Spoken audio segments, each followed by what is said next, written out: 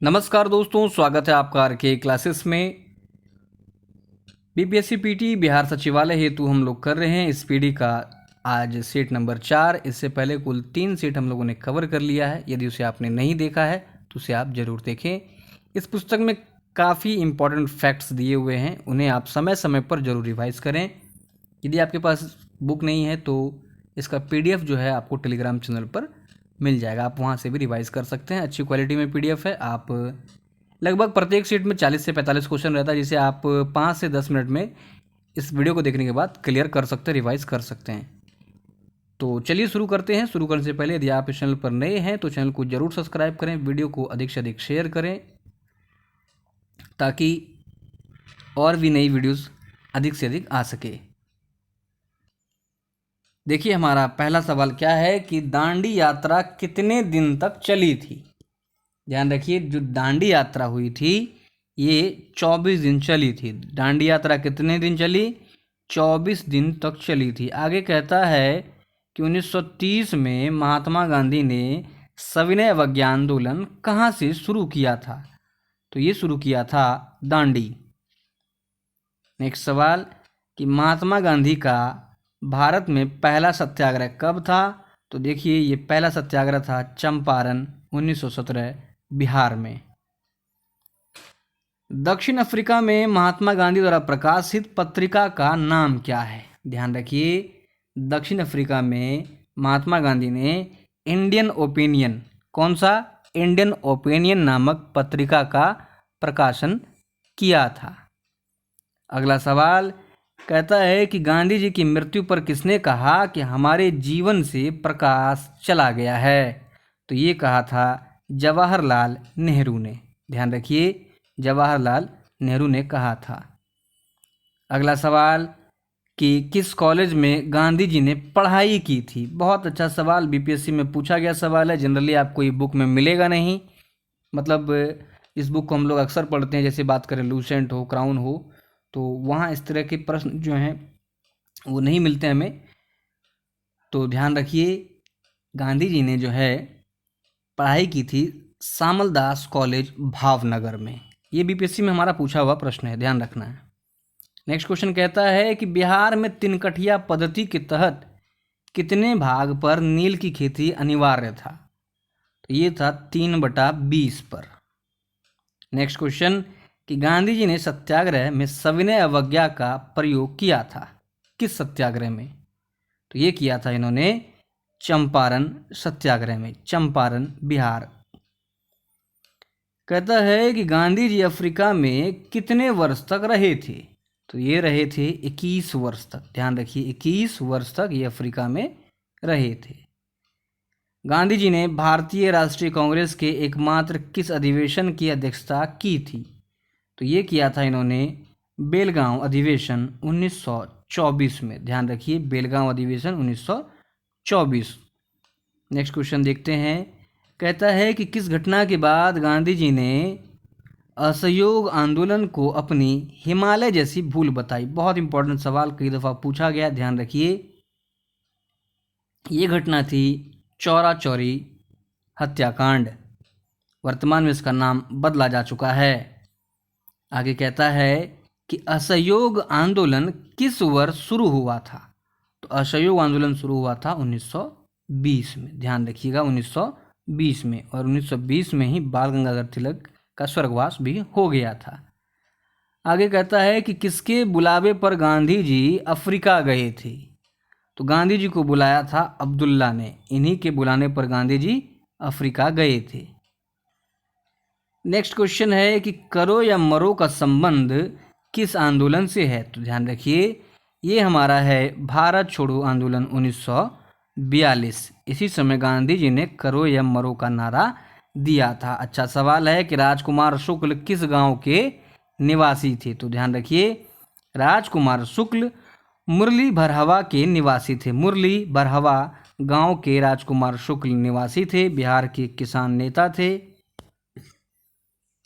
कहता है कि गांधी जी दक्षिण अफ्रीका से किस वर्ष लौटे थे? तो ये लौटे थे 1915 में, 1915। किस तारीख को लौटे थे, ये आप ज़रूर कमेंट करके बताइए। और ये भी बताइए कि उस तारीख को कौन सा दिवस मनाया जाता है। अगला सवाल है कि भारत छोड़ो आंदोलन कब प्रारंभ हुआ। तो ये प्रारंभ हो गया था 9 अगस्त 1942 को। कई कई जगह आपको 8 अगस्त भी मिलेगा, तो ध्यान रखिए। नेक्स्ट क्वेश्चन कहता है कि गांधी जी भारतीय राष्ट्रीय कांग्रेस के अध्यक्ष कितनी बार बने।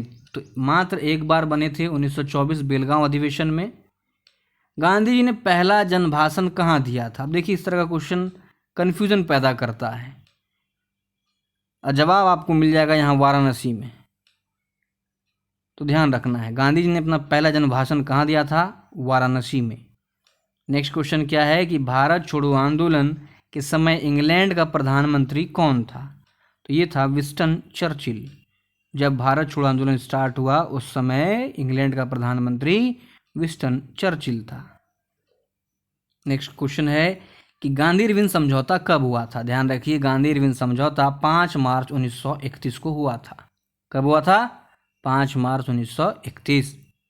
अगला सवाल है कि दक्षिण अफ्रीका के किस रेलवे स्टेशन पर महात्मा गांधी को ट्रेन से बाहर फेंक दिया गया था। तो ये स्टेशन है पीटर मारिट्सबर्ग। पीटर मारिट्सबर्ग नामक स्टेशन पर दक्षिण अफ्रीका में गांधी जी के पास फर्स्ट क्लास टिकट होने के बाद भी फेंक दिया गया था। अगला सवाल है कि चंपारण सत्याग्रह के दौरान गांधी जी पर मुकदमा कहाँ चलाया गया था। तो ध्यान रखिए, ये चलाया गया था मोतिहारी में। अक्सर लोगों का दिल पटना की तरफ गया होगा, लेकिन ध्यान रखिए ये चलाया गया था मोतिहारी में। अगला सवाल कि गांधी जी ने 1917 में चंपारण की यात्रा की थी। तो ध्यान रखिए, ये किया था इन्होंने राजकुमार शुक्ल के अनुरोध पर। चूँकि राजकुमार शुक्ल गांधी जी से 1916 में लखनऊ अधिवेशन में मिले थे, बिहार में जो है किसानों की व्यवस्था के बारे में, उनकी तकलीफ़ों के बारे में बताया था, और गांधी जी ने बिहार आने की हामी भर दी थी। कहता है कि गांधी जी को बापू की उपाधि किसने दी थी। तो ध्यान रखिए, गांधी जी को बापू की उपाधि देने वाले थे जवाहरलाल नेहरू ने। और जवाहरलाल नेहरू ने ही इनकी मृत्यु पर कहा था कि हमारे जीवन से प्रकाश चला गया है। अगला सवाल कि किस घटना ने गांधी जी को भारत की स्वतंत्रता संग्राम के क्षेत्र में लाकर खड़ा कर दिया था। तो ध्यान रखिए, ये घटना है हमारा जलियांवाला बाग हत्याकांड। नेक्स्ट क्वेश्चन देखिए क्या कहता है कि चौरा चौरी घटना के समय गांधी जी कहाँ थे। तो जब चौरा चौरी की घटना घटी उस समय गांधी जी बारदोली में थे। ध्यान रखिएगा, बारदोली में गांधी जी थे। अगला सवाल है कि गांधी इरविन समझौता किससे संबंधित है। तो ध्यान देखिए, गांधी इरविन समझौता जो है इस सविनय अवज्ञा आंदोलन से संबंधित है। इस समझौते में कहा गया था कि आप जो है इसको स्थगित कर दीजिए, गोलमेज सम्मेलन में भाग लीजिए। गांधी जी ने भी बहुत सारी शर्तें रखी थी, राजनीतिक कैदी की, बंदी की रिहाई वगैरह। नेक्स्ट क्वेश्चन है कि गांधी जी को सर्वप्रथम राष्ट्रपिता किसने कहा था। ध्यान रखिए, ये कहा था सुभाष चंद्र बोस ने राष्ट्रपिता कहा था। बापू अगर पूछ ले तो बापू कहा था पंडित जवाहरलाल नेहरू ने। सुभाष चंद्र बोस की बात करें तो ध्यान रखिए, अंडमान निकोबार में एक द्वीप है रासद्वीप, जो कि इनके नाम पर रखा गया है। इनके जन्म दिवस जो है 23 जनवरी को पराक्रम दिवस मनाया जाता है। अगला सवाल कि महात्मा गांधी की हत्या कब हुई थी। तो ध्यान रखिए, ये हुआ था 30 जनवरी 1948 को। शहीद दिवस 30 जनवरी 1948 को महात्मा गांधी की हत्या हो गई थी। नेक्स्ट क्वेश्चन है कि गांधी जी ने किस गोलमेज सम्मेलन में भाग लिया था। तो ध्यान रखिए, द्वितीय गोलमेज सम्मेलन में गांधी जी ने भाग लिया था। अगला सवाल है कि महात्मा गांधी के राजनीतिक गुरु कौन थे। तो ध्यान रखिए, महात्मा गांधी के राजनीतिक गुरु थे गोपाल कृष्ण गोखले। गोपाल कृष्ण गोखले। गोपाल कृष्ण गोखले की बात करें तो 1905 में इन्होंने सर्वेंट्स ऑफ इंडिया सोसाइटी की स्थापना की थी। अगला सवाल देख लीजिए क्या है कि दांडी यात्रा में गांधी जी ने कितनी दूरी तय करके नमक कानून का विरोध किया था। तो ये कुल दूरी तय की थी 388 किलोमीटर। कुल यात्रा 24 दिन का, और कुल सहयोगी जो थे वो 78 सहयोगी थे। ध्यान रखिएगा। कहता है कि महात्मा गांधी ने हिंद स्वराज की रचना कब की थी? तो ध्यान रखिए, महात्मा गांधी ने हिंद स्वराज की रचना की थी इंग्लैंड से दक्षिण अफ्रीका की यात्रा जब वे कर रहे थे, उस समय हिंद स्वराज की रचना की थी। दांडी गुजरात के किस जिले में स्थित है? देखिए कितना भयानक सवाल बन सकता है। दांडी से आप वाकिफ़ हैं, दांडी में क्या घटनाएं हुई ये भी आप वाकिफ़ हैं, लेकिन ये दांडी गुजरात के किस ज़िले में है, ये अजीब प्रश्न आपको लगता है। और बिल्कुल ऐसे ही प्रश्न आजकल आपके सामने में धर दिया जाएगा। तो ध्यान रखिए, दांडी जो है ये नौसारी ज़िले में स्थित है। नौसारी, नौसारी। कहता है कि गांधी जी की आत्मकथा का नाम क्या है? तो ध्यान रखिए, माई एक्सपेरिमेंट विद ट्रूथ और नवजीवन। नेक्स्ट क्वेश्चन कि गांधी जी कितने सहयोगियों के साथ दांडी यात्रा की थी? अभी हम लोगों ने बात किया था, इसमें कुल 78 सहयोगी थे, 388 किलोमीटर की यात्रा थी और 24 दिन लगे थे। ध्यान रखिए इस बात को। मिलते हैं सेट नंबर 5 के साथ। उम्मीद है आपका अच्छे से रिवीजन हुआ होगा। कमेंट करके आप ज़रूर बताइए कि ये सीरीज़ क्या जारी रखनी चाहिए, ताकि देखिए दोनों का समय जो है एक यूज़ हो जाए।